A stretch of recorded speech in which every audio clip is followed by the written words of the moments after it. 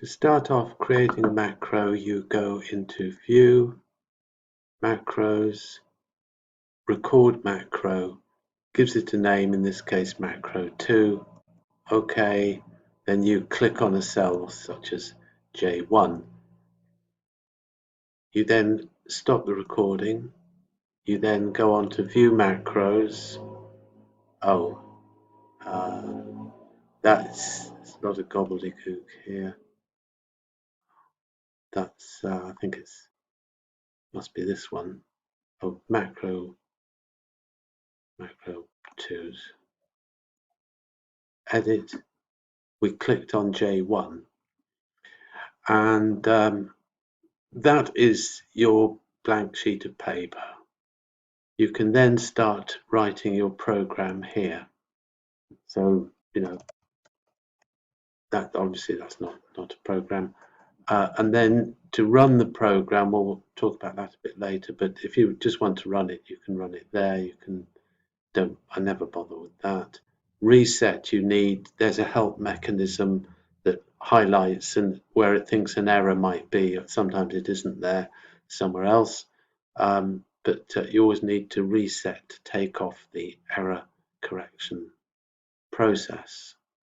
So this is your basic program, and that's where you type your program, and it'll run. And if you want to keep this in, why not? It means that finally the cursor will end on J1 when it's done all the processing. If we have a look at an actual example,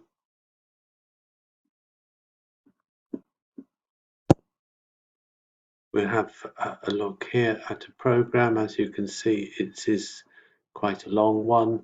It ends with the cursor ending at AZ1. So originally that was the only instruction. And here we have something that contains a number of the characteristic instructions. Right, okay, so general things, these are for loops.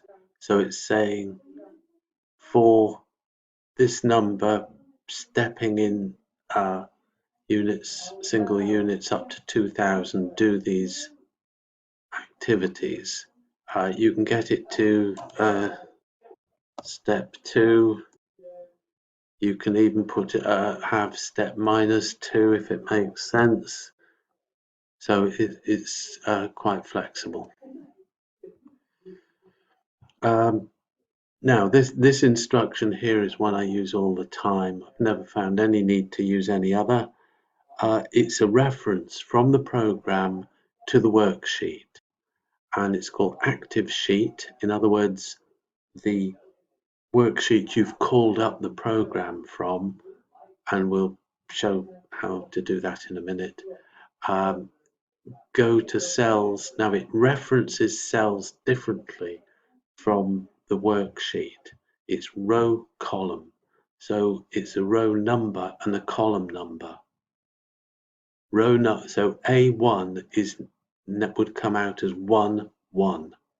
Clearly refers to the variable here. You don't have to declare the variables. There's a lot of nonsense about that. Your programs are never going to be that big that it's worthwhile doing that. So this starts out at row 6 and column 69, and it says equals, and that's a sign for blank. In other words, what this is doing is clearing columns 69, 70, 71, and 72 from row 6 to row 2000. And that's always very important because the program actually puts numbers into cells, and if you're doing a cumulative number, you must make sure you start off from a blank cell. It's all too often I've wondered why a number's just getting bigger and bigger, and it's because I've forgotten to clear the cells. Right, the for loop I think is quite logical, shouldn't be a problem.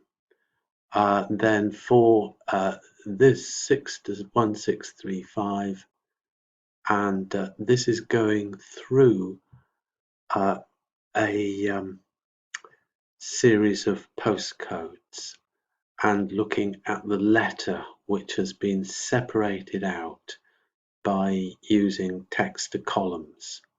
And that's something I'll illustrate in a moment. I don't know how to program text to columns, but it records it, and you just simply go to the recording and copy and paste it into your program.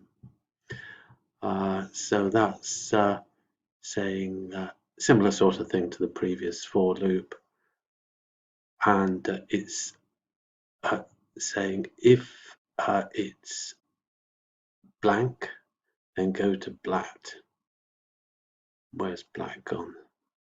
Blat is there, and then it ends the program.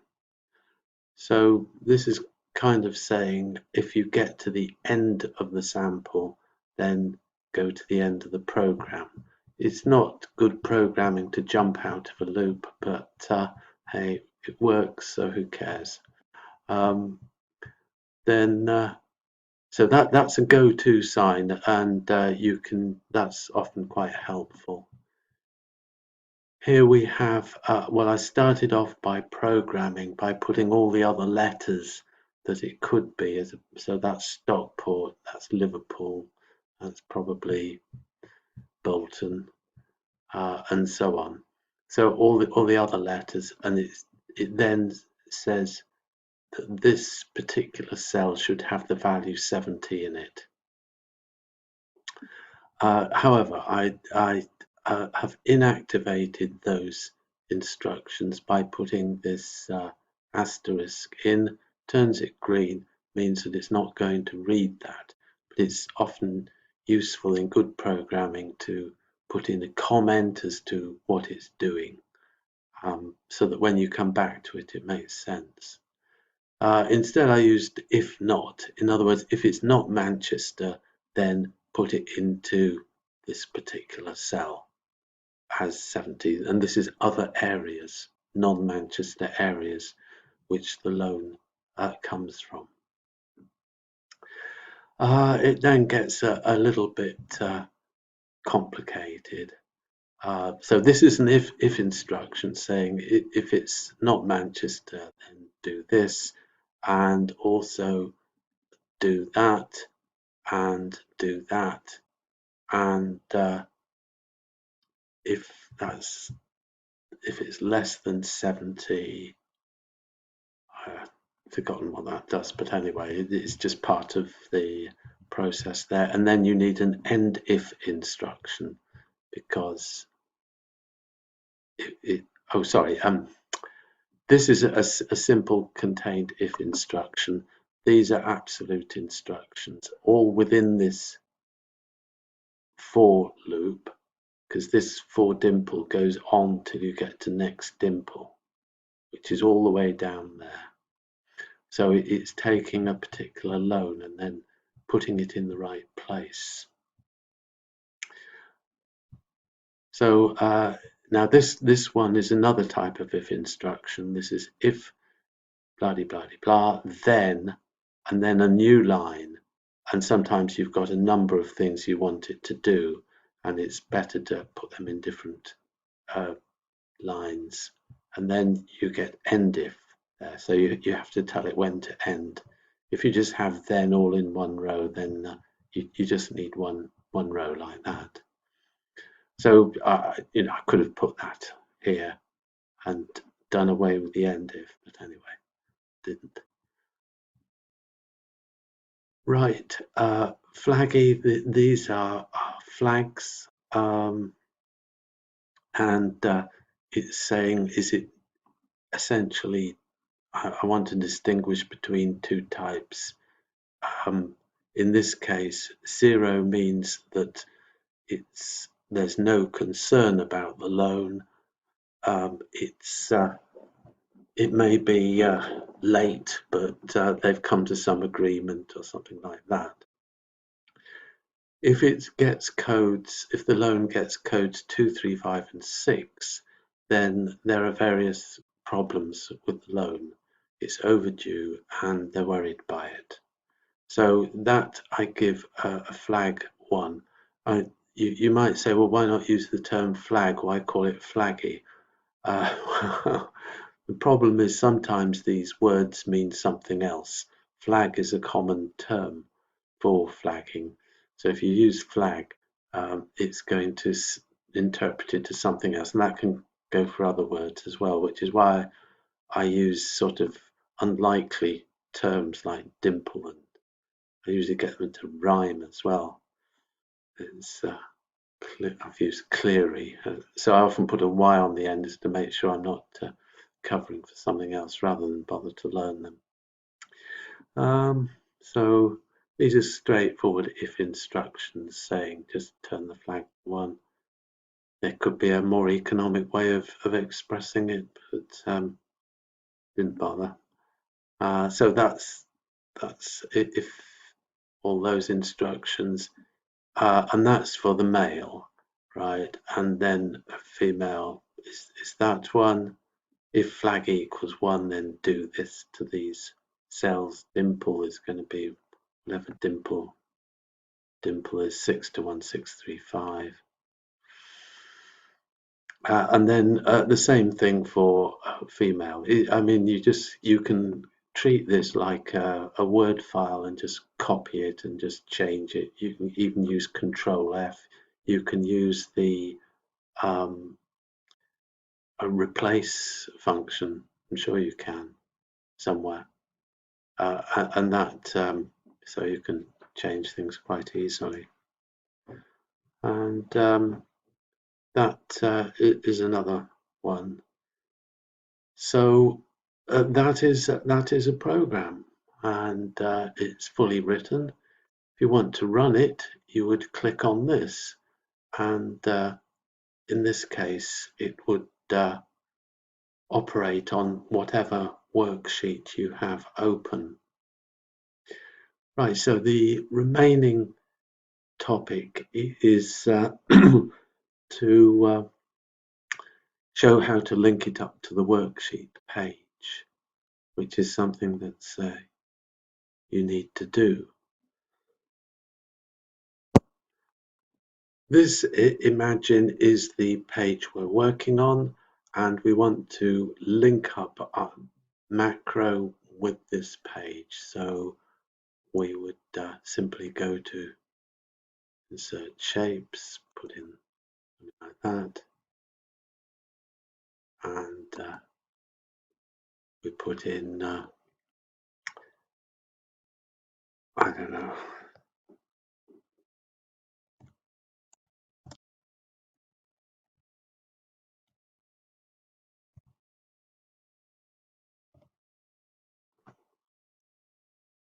right, so I think it was that one. So we want to link it up with the program, so we do, get this right.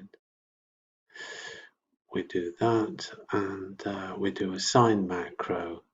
This is the one we created earlier where we just moved it to a particular cell. I guessed at cell J1, but might be wrong there. So now we've linked it up. So if I click on this, it'll operate the program. Oh, but we've got a compile error. Hiya, that was the instruction, the random thing I put in. Clearly it's not right. It makes an attempt here. Okay. Now it said there's something wrong. That's this yellow sign. I can't, if I run it, it won't work. Right. So you've got to reset it. And in our case, we just delete that.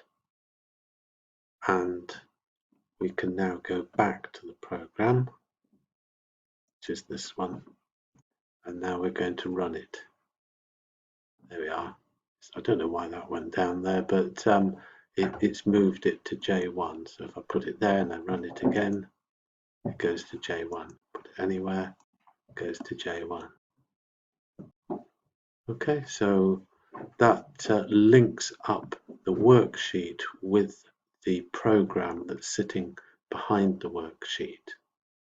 Now, the only other thing to note is the record function. which I'll just set up firstly. So my problem here is I've got all these and I want to identify whether it's a Manchester or non-Manchester code, and I've got all these postcodes. So obviously the difference between a Manchester and non-Manchester code is one is M and the other is S, but I don't want to be identifying all these numbers as well. So I want to separate the M from the number. So you hopefully you know how to do this anyway, but let's have a go. So I'll block this. Oh, sorry, I've got to first of all set up the record. View, macros, record macro. So it's going to give it that name. I could change it, the name now, to text. You can't have any gaps.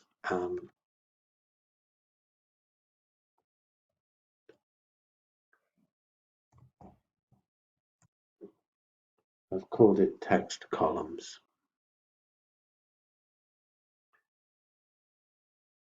And you can see it stopped recording there. That's what I do at the end. So the first thing I want to do is to block it. I could probably block the whole column, but then go to data, then go to text columns, fixed width here. Next, click on that. Next, finish. And I've separated them. I now go back to the program. So view, macros, stop recording. I now want to go to the recording and include it in my original go to cell J1 program. So go to view macros, text columns, edit. Oh, where's it gone?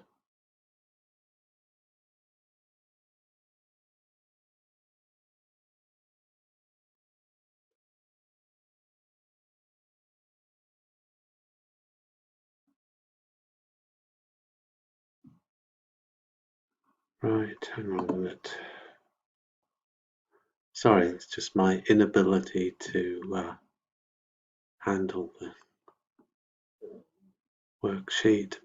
So here's what we recorded, this text column. So it's a whole load of gumph here that I know nothing about, but I know what it does. So I just have to block this and Control C and put it into, not into there. So we'll go green, put it into here. So I've now got a program that will convert this to this text columns and then go to J1. And that's my macro 2. I now need to go back to the worksheet, so I go down here and take that. I've got it all sorted here, so that's not terribly helpful. So I'll just restore what was originally there. It won't work on a reverse, so it might do actually in this case, yes. That's what we came in with. I want to separate this and I want the cursor to go to J1. So here it goes. There we are. So it now does it. And that's essentially how you do it. Now you may think, well, I haven't learned much there, only a few instructions. I'm struggling to understand, to remember what further instructions you need to actually learn. It's remarkably few. And plus the recording function, which is of course very useful. And that should get you by on almost everything. Just to have a look at a full version, just using those instructions. So here's the one I was working on, the loan book here, and producing tables from the loan book. If I just sort of delete these numbers, it puts direct numbers in. There's no referencing. All right, so I can blank that out. I don't have to. I'll show you in a minute. And this is processing them all. You can see that as long as it's going round, it's running, still running. That doesn't match. And now it matches, and this has now sorted itself out.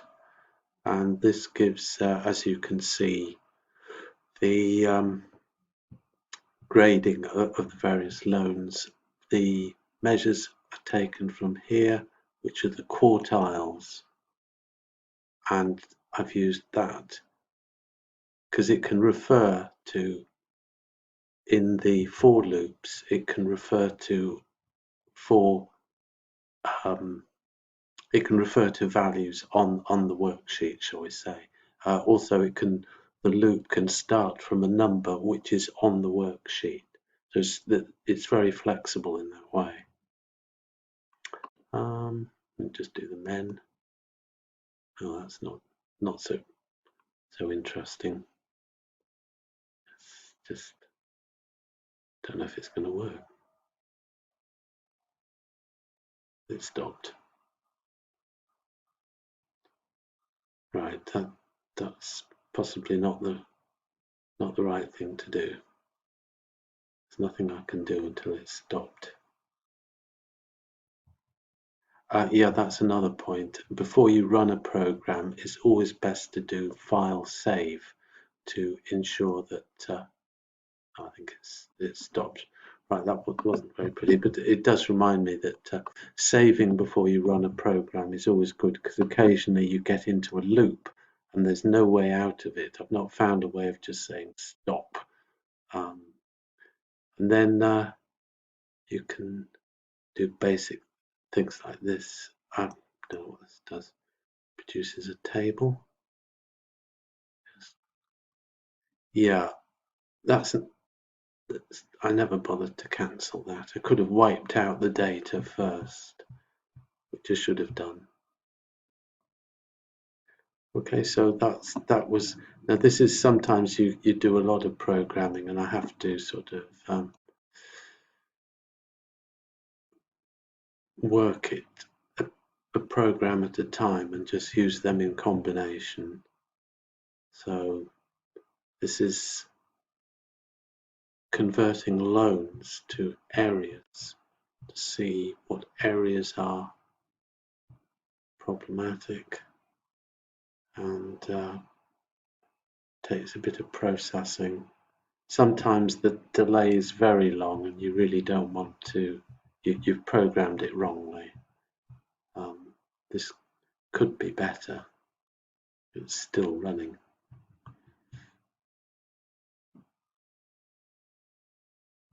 Come on.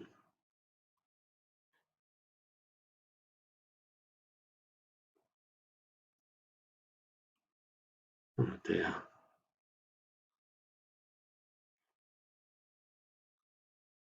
Right, might as well go for a coffee. I don't know why it's stuck here.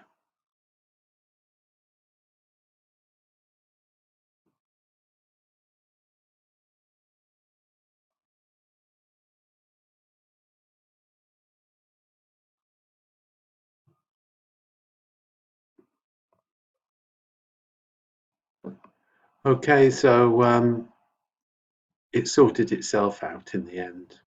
Don't know why it was taking so long, but there you are. Then whatever this is doing. Oh dear me, I've already done that. Sorry.